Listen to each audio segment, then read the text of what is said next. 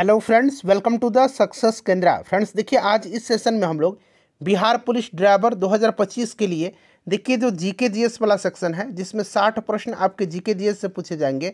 Friends उसको हम लोग कवर कर रहे हैं और आज हमारा यह दूसरा सेशन है। इससे पहले ऑलरेडी मैंने आपको एक सेशन कराया हुआ था, तो जिन्होंने नहीं देखा है जाकर के देख लीजिएगा, लिंक आपको डिस्क्रिप्शन बॉक्स में मिल जाएगा।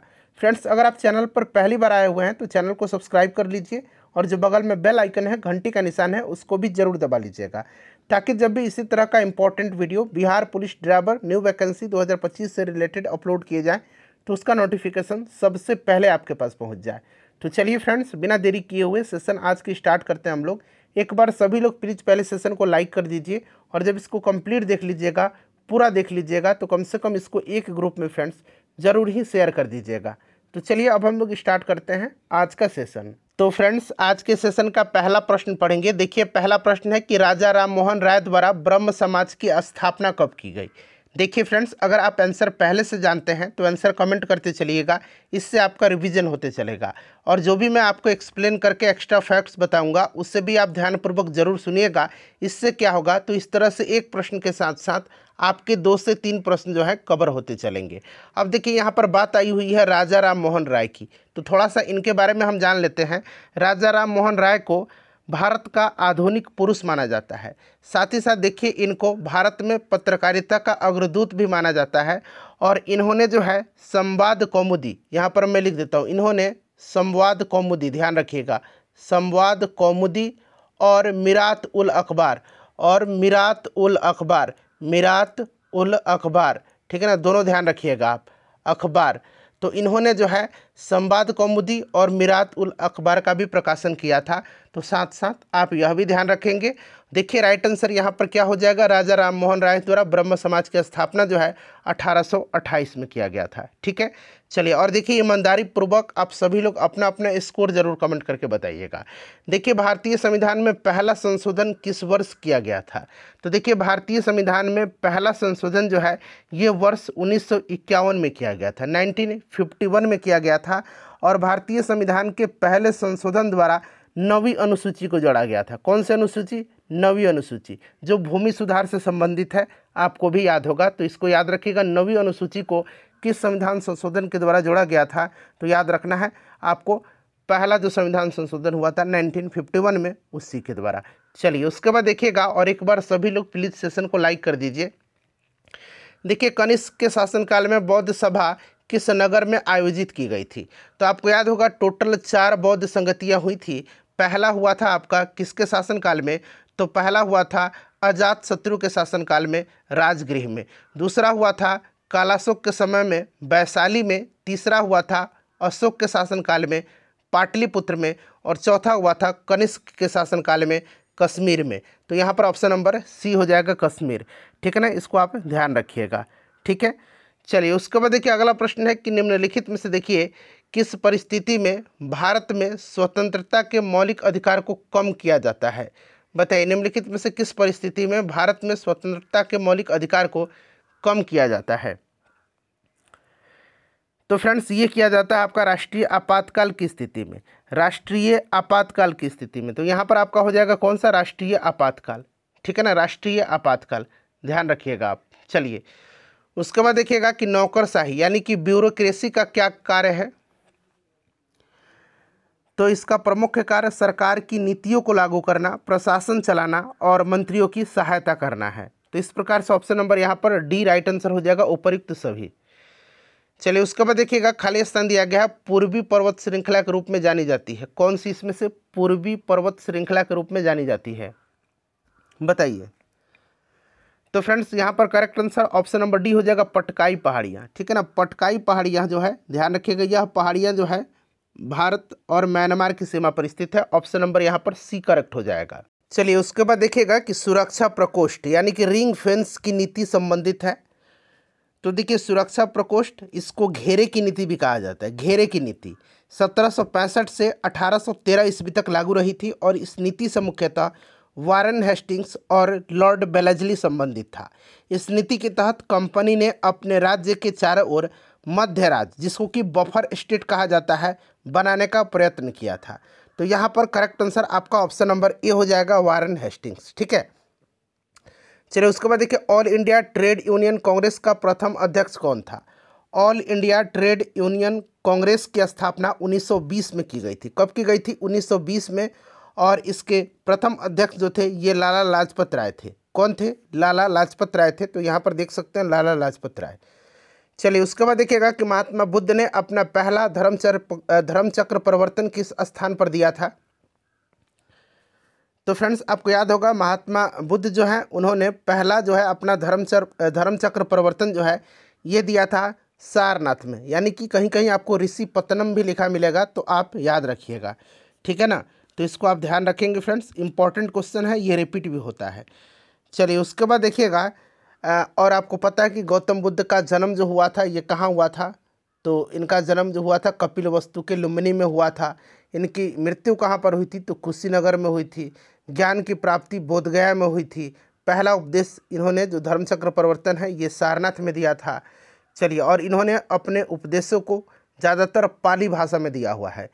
चलिए उसके बाद देख लीजिए, अगला प्रश्न है कि निम्नलिखित में से किसको संविधान द्वारा मौलिक अधिकारों को लागू करने की शक्ति दी गई है? बताइए।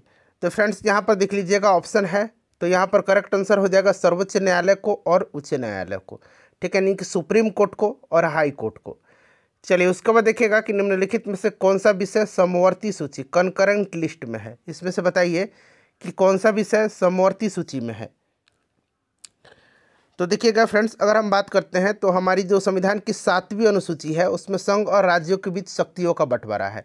और इसी 7वीं अनुसूची में जो है संघ सूची, राज्य सूची और समवर्ती सूची का जिक्र किया गया है।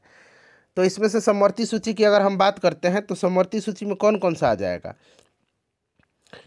समवर्ती सूची में आपका परिवार नियोजन आता है, जनसंख्या नियंत्रण आता है। उसके बाद अगर हम बात करते हैं तो इसमें से देख लीजिए कौन सा आएगा। तो ऑप्शन नंबर यहाँ पर बी हो जाएगा, शिक्षा भी आता है। ठीक है, तो ये सब आप ध्यान रखिएगा।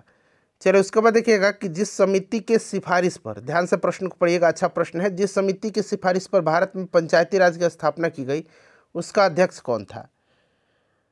तो देखिए ये समिति जो थी इसका नाम था बलवंत राय मेहता समिति। इसकी स्थापना 1957 में की गई थी और इस समिति ने 1957 के अंत में अपनी रिपोर्ट में यह सिफारिश की कि लोकतांत्रिक विकेंद्रीकरण और सामुदायिक विकास कार्यक्रम को सफल बनाने हेतु पंचायती राज संस्थाओं की तुरंत शुरुआत की जानी चाहिए। और इस समिति ने इसे लोकतांत्रिक विकेंद्रीकरण का नाम दिया था। और 2 अक्टूबर 1959 को आपको याद होगा कि पंडित जवाहरलाल नेहरू जो तत्कालीन प्रधानमंत्री थे उनके द्वारा राजस्थान के नागौर से इसकी शुरुआत किया गया था। ऑप्शन नंबर यहाँ पर सी करेक्ट आंसर हो जाएगा। उसके बाद देखिए, पंचायत के चुनाव कराने हेतु निर्णय किसके द्वारा लिया जाता है? बताइए, राइट आंसर यहाँ पर क्या हो जाएगा? तो फ्रेंड्स ये निर्णय जो लिया जाता है ये लिया जाता है राज्य सरकार के द्वारा। ठीक है ना, और पंचायत का संगठन जो है, पंचायत ग्राम पंचायत का गठन, यह अनुच्छेद 40 में है, इसे भी आप ध्यान रखिएगा। उसके बाद देखिए, निम्नलिखित में से किस संविधान संशोधन अधिनियम को लघु संविधान यानी कि मिनी कॉन्स्टिट्यूशन कहा गया था? तो मैंने आपको कई दफ़ा बताया है कि जो 42वां संविधान संशोधन है जो 1976 में हुआ था, इसी को जो है लघु संविधान या मिनी कॉन्स्टिट्यूशन कहा जाता है। ठीक है ना, इसको भी आप ध्यान रखिएगा। और इस संशोधन में प्रस्तावना में धर्मनिरपेक्ष, समाजवादी और अखंडता शब्द जोड़ा गया था। तो फ्रेंड्स देखिए, आज हम बात करने वाले हैं Bihar police constable driver exam 2025 की बेस्ट बुक के बारे में, जो कि चक्षु पब्लिकेशन का है। फ्रेंड्स बहुत ही बढ़िया बुक है, बिल्कुल टू द पॉइंट, इसमें सारे कंटेंट दिए गए हैं। और देखिए, अगर आप कम समय में Bihar police constable driver exam 2025 crack करना चाहते हैं तो आप ज़रूर ही इस बुक को परचेज कर लीजिए। देखिए फ्रेंड्स, इस बुक की खास बात क्या है तो यहाँ पर मैं आपको बता देता हूँ। यहाँ पर आप देख सकते हैं विषय सूची में जो है यहाँ पर ट्रेड थ्योरी, और जैसे आप जानते हैं कि आपका एग्जाम जो होगा 100 प्रश्न पूछे जाएंगे उसमें, और 100 प्रश्न में से 60 प्रश्न जो होगा ये जीके जीएस से होंगे, और 40 प्रश्न जो होंगे ये मोटर वाहन से रिलेटेड होंगे। तो यहाँ पर आप देख सकते हैं मोटर वाहन से रिलेटेड जो ट्रेड थ्योरी है उसमें देखिए ऑटोमोबाइल का परिचय एवं इतिहास, सुरक्षा एवं सावधानियाँ, चलते वाहन की खराबियाँ एवं आकस्मिक मरम्मत, मोटर वाहन अधिनियम एवं यातायात संकेत और सड़क के नियम, ये आपका थ्योरी पोर्शन है और बहुत ही बढ़िया तरीके से इस बुक में दिया गया है। साथ ही साथ इस बुक में आपको 25 जो है प्रैक्टिस सेट भी मिल जाते हैं, यहाँ पर आप देख सकते हैं। तो फ्रेंड्स आप इस बुक को परचेज कर लीजिए। यहाँ पर आप देख सकते हैं पूरा जो है यहाँ पर थ्योरी दिया गया है। ठीक है ना। जितना भी आपका ट्रेड रिलेटेड थ्योरी है पूरा इस बुक में आपको देखने को मिल जाएगा। तो यहाँ पर फ्रेंड्स आप नीचे आएंगे तो आप देखेंगे कि प्रैक्टिस सेट जो है पूरा डिटेल में यहाँ पर दिया गया, आप देख सकते हैं, ठीक है ना। यहाँ पर प्रैक्टिस सेट दिया गया है और यहाँ पर आप आंसर जब देखेंगे, जब इसका एक्सप्लेनेशन आप देखेंगे तो आप देखेंगे कि पूरा यहाँ पर डिटेल में दिया गया है। तो फ्रेंड्स देखिए, इस बुक को आप परचेज कर लीजिए और कम समय में आप बेहतरीन तैयारी कर सकते हैं इस बुक के माध्यम से। देखिए, मेघालय पठार संरचना की दृष्टि से किसके समकालीन है। अच्छा, अगर हम बात करते हैं मेघालय की पठार, तो आपको याद होगा इसे परंपरागत रूप से गारो, खासी और जयंतिया पहाड़ियों में बांटा गया है, ठीक है। और देखिए फ्रेंड्स, ये छोटा नागपुर जो होगा इसी के समकालीन है। चलिए, उसके बाद देखिएगा कि निम्नलिखित प्रत्यक्ष करों में से किस कर से सरकार को अधिकतम राजस्व की प्राप्ति होती है। तो देखिए, निगम कर एक प्रत्यक्ष कर है जिससे केंद्र सरकार को अधिकतम राजस्व की प्राप्ति होती है, तो निगम कर कॉरपोरेट टैक्स हो जाएगा। उसके बाद देखिए, भारत में सबसे अधिक कॉफ़ी उत्पन्न करने वाला जो है राज्य कौन सा है। तो कॉफ़ी का सबसे ज़्यादा उत्पादन आपको पता है कर्नाटक में होता है, ठीक है ना, कर्नाटक में होता है, आपको ध्यान रखना है, ठीक है। उसके बाद देखिए, भारत में जनसंख्या वृद्धि के इतिहास में कौन सा वर्ष महाविभाजन का वर्ष, ग्रेट डिवीजन ईयर कहलाता है, बताइए। तो फ्रेंड्स ये कहलाता है 1921 का। ये क्वेश्चन बड़ा इंपॉर्टेंट है फ्रेंड्स, इसको आप ध्यान रखिएगा, ठीक है ना। चलिए, उसके बाद अगला प्रश्न कर लेंगे कि निम्नलिखित में से कौन सा एक राजकोषीय नीति यानी कि फिजिकल पॉलिसी का उपकरण नहीं है, बताइए। तो देखिए, अगर हम बात करते हैं यहाँ पर तो कौन सा नहीं है, तो ये आपका हो जाएगा ब्याज दर। देखिए, ब्याज दर आरबीआई की मौद्रिक एवं साख नीति का उपकरण है, जबकि प्रश्न में अन्य विकल्प राजकोषीय नीति के उदाहरण के उपकरण है। ब्याज दर नहीं होगा, ऑप्शन नंबर सी। उसके बाद देखिएगा कि जैसे जैसे अर्थव्यवस्था विकसित होती है, राष्ट्रीय आय में तृतीय क्षेत्र यानी कि टर्शियरी सेक्टर का अंश क्या होगा, बताइए। तो देखिए, जैसे जैसे अर्थव्यवस्था का विकास होता है, राष्ट्रीय आय में जो तृतीय क्षेत्र है, तृतीय क्षेत्र जिसमें क्या आता है, व्यापार, परिवहन, संचार, बैंकिंग, बीमा, ये सब आते हैं, उसका अंश या योगदान बढ़ता जाता है, तो बढ़ता जाता है, ठीक है। और देखिए, तृतीय क्षेत्र को जो है सेवा क्षेत्र भी कहा जाता है, ध्यान रखिएगा। संसद की लोकलेखा समिति में कितने सदस्य होते हैं। अच्छा, संसद की लोकलेखा समिति में जो है टोटल 22 सदस्य होते हैं। 15 सदस्य इसमें से लोकसभा से होते हैं और 7 सदस्य जो होते हैं ये राज्यसभा से होते हैं, ठीक है, जिसको ध्यान रखिएगा आप, इम्पोर्टेंट है। अच्छा, एक प्राक्कलन समिति होती है जिसमें 30 सदस्य होते हैं और केवल इसमें लोकसभा के ही मेंबर होते हैं। चलिए, देखिएगा कि अंग्रेजी भारतीय सेना में चर्बी वाले कारतूसों से चलने वाली एनफील्ड राइफल कब शामिल किया गया था। तो फ्रेंड्स, इसको शामिल किया गया था कब, तो यहाँ पर राइट आंसर क्या हो जाएगा, बताइए। तो इसको शामिल किया गया था जनवरी 1857 में, ठीक है ना, जनवरी 1857 में इसको शामिल किया गया था। अमृत बाजार पत्रिका की स्थापना किसने किया था। तो देखिए, अमृत बाजार पत्रिका की स्थापना जो है शिशिर कुमार घोष, मोतीलाल घोष, तुषार कांति घोष इससे जुड़े हुए थे, ठीक है ना।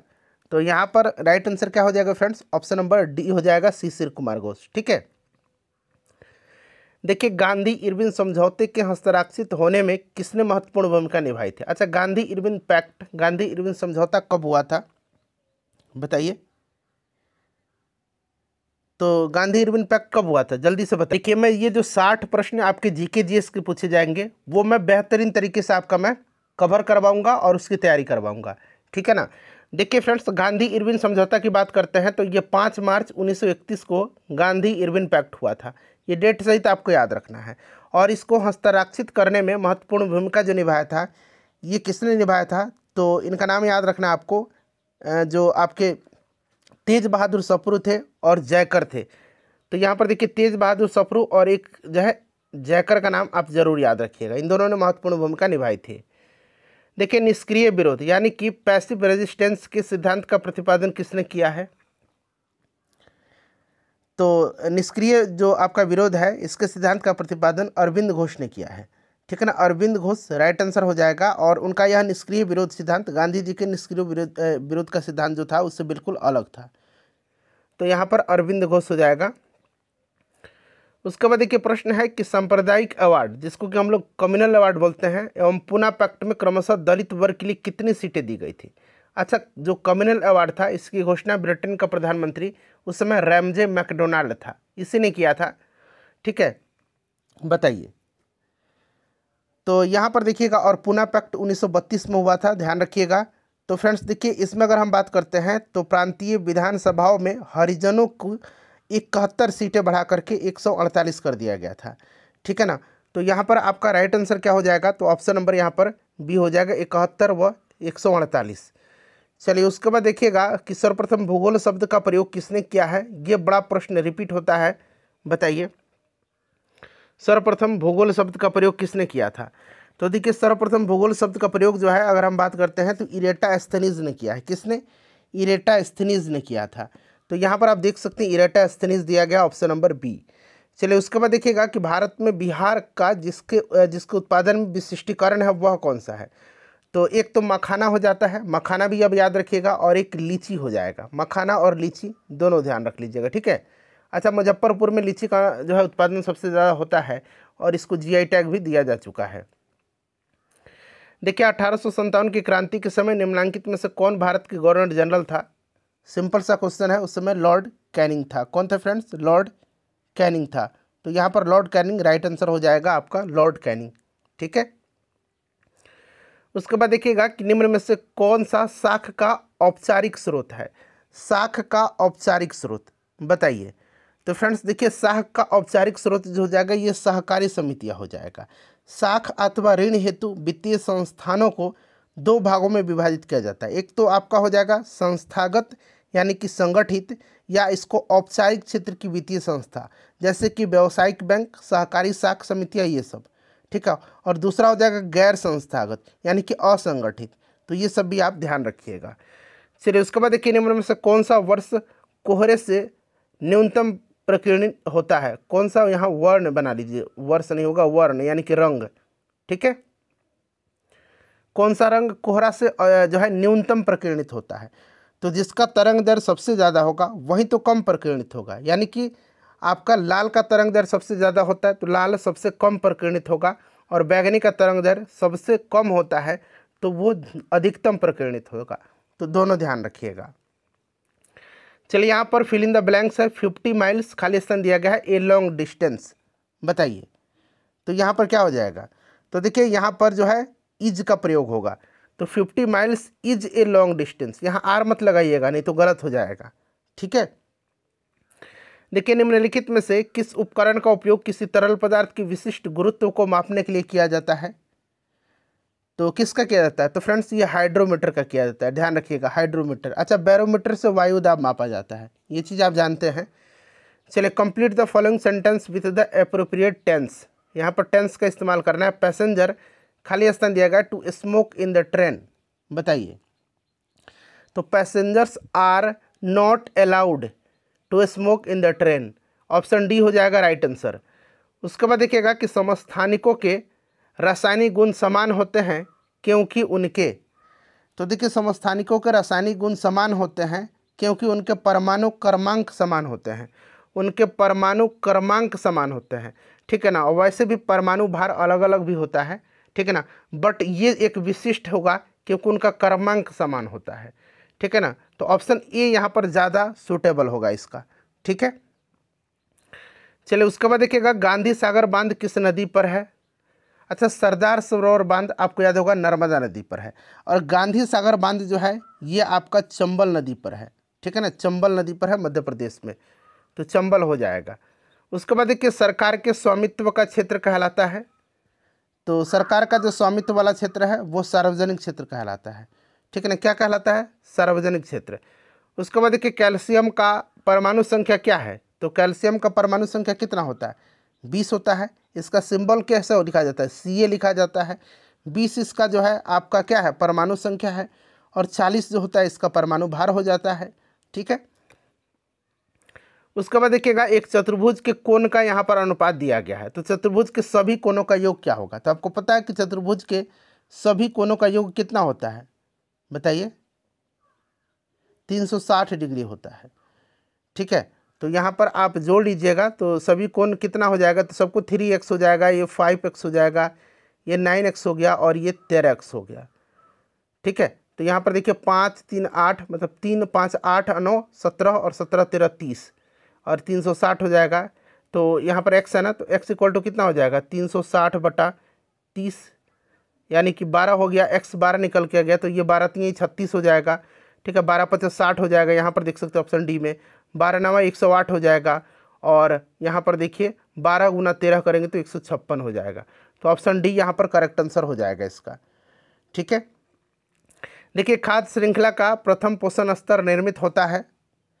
तो खाद्य श्रृंखला के जो उत्पादक होते हैं, उत्पादक कौन है, हरे पौधे, प्रथम पोषी स्तर है ये। ठीक है ना, तो इसको आप ध्यान रखिएगा। अच्छा, शाकाहारी जंतु जो है द्वितीय पोषी स्तर पर आता है और मांसाहारी आपका तृतीयक पोषी स्तर पर।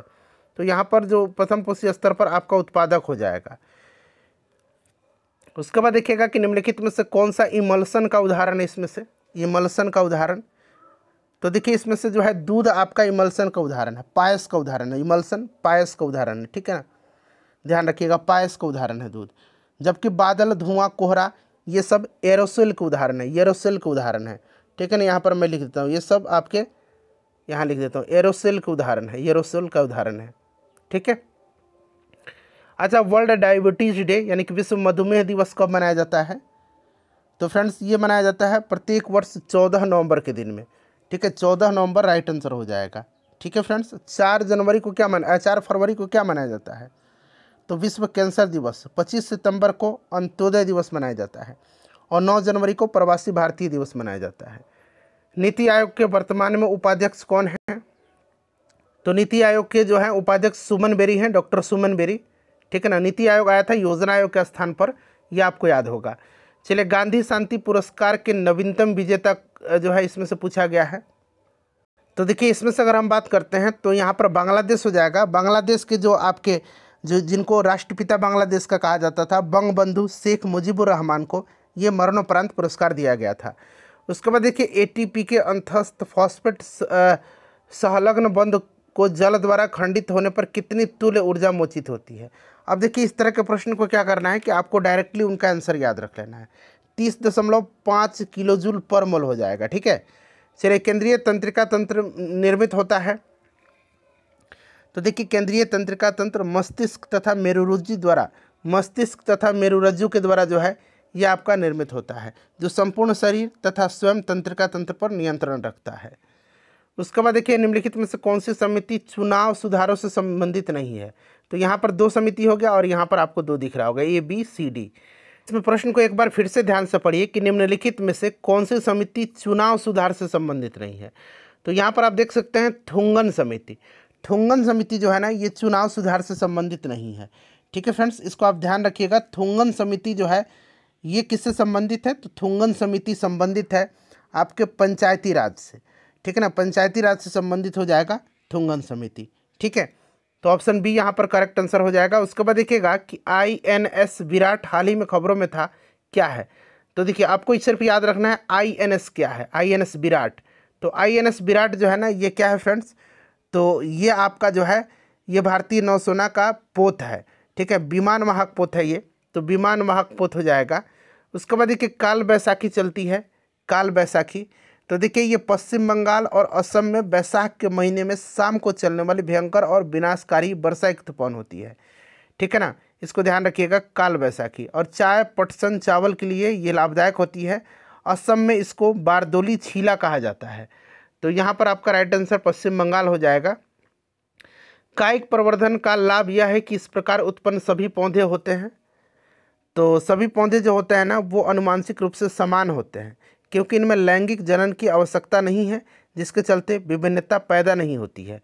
तो अनुवांशिक रूप से ये समान होते हैं। उसके बाद देखिए असहयोग आंदोलन को वापस लेने के पश्चात किसने स्वराज पार्टी का गठन किया था? तो चित्तरंजन दास और मोतीलाल नेहरू ने किया था। तो यहाँ पर चित्तरंजन दास दिया गया है, आप मोतीलाल नेहरू का भी नाम याद रखिएगा 1922 में। ठीक है ना, चलिए उसके बाद देखिएगा खालिस्तान दिया गया है, he has been waiting here, Khalistan 6 o'clock। तो यहाँ पर क्या यूज होगा? सिंस का प्रयोग होगा। सॉरी, यहाँ पर किसका प्रयोग होगा? हाँ, सिंस का प्रयोग होगा। निश्चित समय है तो यहाँ पर सिंस का प्रयोग हो जाएगा, आपका ऑप्शन नंबर डी हो जाएगा। He has been waiting here since 6 o'clock। ठीक है, देखिए साइनोबैक्टीरिया तथा माइकोप्लाज्म किस समूह के उदाहरण हैं?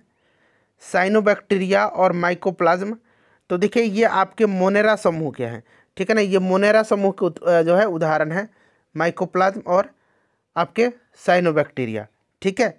चलिए उसके बाद देख लीजिएगा कि किस संगठन ने मेरी सहेली नामक पहल प्रारंभ की है। मेरी सहेली, तो ये भारतीय रेलवे ने शुरू किया हुआ है, भारतीय रेलवे राइट आंसर हो जाएगा। उसके बाद देख लीजिएगा कि बिहार विधानसभा में सीटों की संख्या कितनी है। तो अभी चर्चा में भी है विधानसभा, और आपको ध्यान रखना है 243 सीट है विधानसभा में, और विधान परिषद में 75 सीट है, ठीक है। चलिए उसके बाद देखिए अगर पूछा जाएगा कि विधानसभा में जो है अनुसूचित जाति के लिए कितना सीट रिजर्व है, तो अनुसूचित जाति के लिए 38 और अनुसूचित जनजाति के लिए 2 सीट रिजर्व है, ठीक है ना। उसके बाद देखिए स्ट्रॉन्ग का आपको सिनोनिम बताना है। तो स्ट्रॉन्ग मतलब क्या होता है? शरीर से मजबूत, ताकतवर, बलवान, ये सब होता है। तो इसका सिनोनिम बताना है। तो यहाँ पर आपका क्या हो जाएगा? ऑप्शन नंबर यहाँ पर आपका ए हो जाएगा, स्टर्डी, ठीक है ना। ऑप्शन नंबर ए हो जाएगा। तो यहाँ पर correct answer option number A हो जाएगा, ठीक है ना। चलिए उसके बाद इसका सिनोनिम हो जाएगा। उसके बाद देखिए फसल जिन्हें हम शीत ऋतु में उगाते हैं और नवंबर से अप्रैल में, ठीक है ना, शीत ऋतु में, तो उनको क्या कहा जाता है? तो शीत ऋतु में हम रबी फसल उपजाते हैं, ठीक है ना, रबी फसल, और इसमें आपका गेहूँ, जौ, चना, सरसों ये सब आ जाता है। चलिए अपना अपने स्कोर आप बताइएगा। पीलिया किस अंग का रोग है? बताइए पीलिया जो है ना ये किस अंग का रोग है? क्या राइट आंसर हो जाएगा? तो देखिए फ्रेंड्स अगर हम बात करते हैं तो आपको याद होगा कि पीलिया जो होता है ना ये लीवर को प्रभावित करता है। किसको प्रभावित करता है? लीवर को, ठीक है ना। तो यहाँ पर करेक्ट आंसर आपका कौन सा हो जाएगा? ऑप्शन नंबर बी हो जाएगा, यकृत, ठीक है, जीवाणु से होने वाला रोग। अब यहाँ पर मिलान करना है, एक तरफ देखिए पुस्तक दिया गया, दूसरी तरफ उनके लेखक का नाम दिया गया। चलिए एक एक करके अब हम लोग यहाँ पर मिला लेते हैं, ठीक है ना। तो यहाँ पर हम लोग एक एक करके मिला लेंगे। चलिए मिलाते हैं अब हम लोग, ध्यान दीजिएगा। यहाँ पर बात करते हैं सूटेबल बॉय का, तो ये किसका है? विक्रम सेठ का है। ट्रेजर आइलैंड किसका है? तो आर.एल. स्टीवेंसन का है। शहनामा किसका है? फिरदौसी का, और राज तरंगनी कल्हन का है। तो मिला लीजिएगा, इसका राइट आंसर हमको लगता है ऑप्शन नंबर बी हो जाएगा। चलिए उसके बाद देखिएगा कि वित्त आयोग है एक, तो वित्त आयोग क्या है? तो आपको याद होगा फ्रेंड्स, देखिए वित्त आयोग जो होता है ना, वित्त आयोग ये एक संवैधानिक संस्था है, क्योंकि संविधान के अनुच्छेद 280 में इसका जिक्र किया गया है। 280 के प्रावधान के तहत राष्ट्रपति द्वारा हर 5 वर्ष के अंतराल पर वित्त आयोग का गठन किया जाता है। तो एक संवैधानिक संस्था है, ठीक है। चलिए उसके बाद देखिएगा आखिरी क्वेश्चन है कि शिक्षा वन संविधान के किस सूची के अंतर्गत आते हैं? तो ये मैंने आपको बताया भी था कि ये सब आता है आपका समवर्ती सूची में, ठीक है ना, समवर्ती सूची, शिक्षा और वन। फ्रेंड्स अपना स्कोर आप लोग कमेंट करके बता दीजिए, सेशन को लाइक कर दीजिए और प्लीज़ इसको शेयर कर दीजिए।